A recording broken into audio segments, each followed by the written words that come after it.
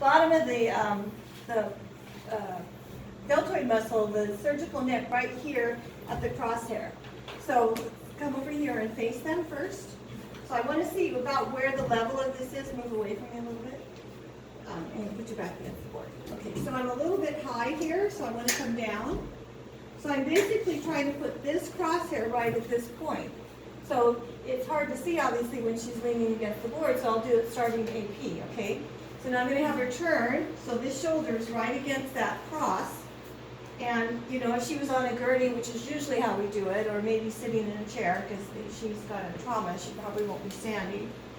Okay, so it's really that simple.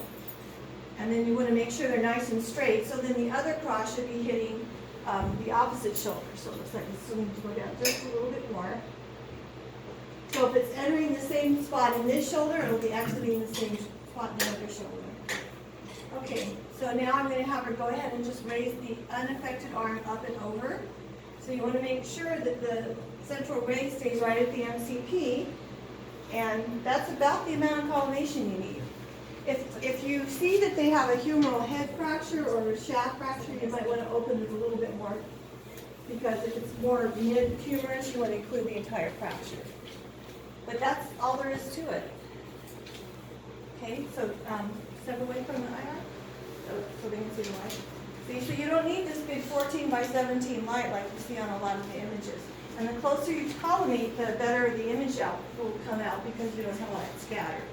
So before I even put her there, I'm going to put my marker, because it's going to be hard to do after I put her up against her.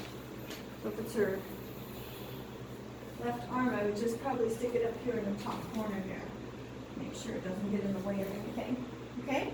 So that's the transthoracic lateral. And then when I have her on the table, I'll show you how to do it cross-face.